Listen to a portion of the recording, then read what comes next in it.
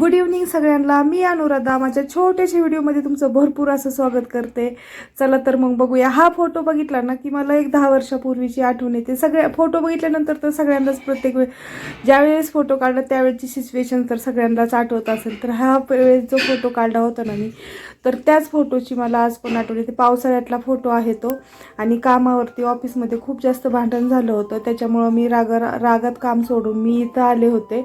घोरडेश्वर म्हणून आमच्या इथं छोटंसं मंदिर आहे. मंदिर छोटंसं म्हणजे नाही, ते खूप मोठ्या डोंगरावरती आहे, जे की माझ्या व्हिडिओमध्ये तुम्ही डोंगर वगैरे बघत असाल तिथलं आहे हे. तर तिथं महादेवाच्या मंदिरामध्ये गेले होते. या फोटोबद्दल मी का सांगते तुम्हाला माहिती आहे का? तर जे 25 ते 40 वर्षाचे वय असतं ना, तर ते खूप महत्त्वाचं असतं. फॅमिलीला वेळ देणं पण तेवढंच गरजेचं असतं आणि कामावर फोकस करणं हे पण तेवढंच गरजेचं असतं. ह्या दोन्ही गोष्टी ज्याला मॅनेज होतात ना, खरंच तो आयुष्यात खूप पुढे गेलेला असतो, पुढच्या पायरीवरती असतो.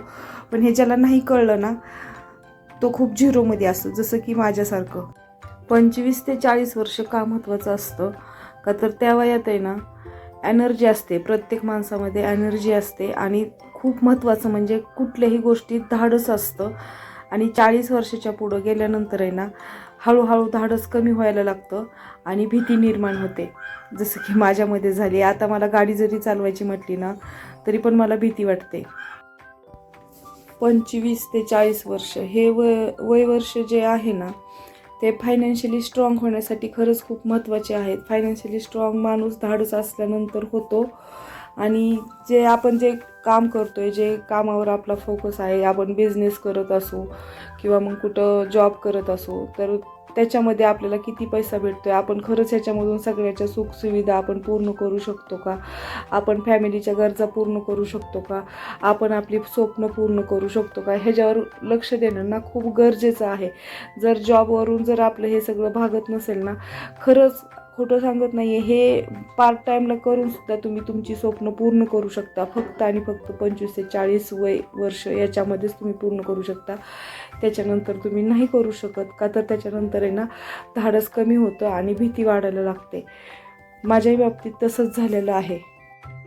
आणि हां, जिथं तुम्ही काम करता, जिथं तुम्ही जॉब करता, तिथं तुम्ही हे करता, तिथं कधीही तुमचा वापर कुणी करते का ह्याच्यावरती खरंच खूप लक्ष द्या. का तर आहे ना, आजकालची दुनिया खूप वेगळी आहे.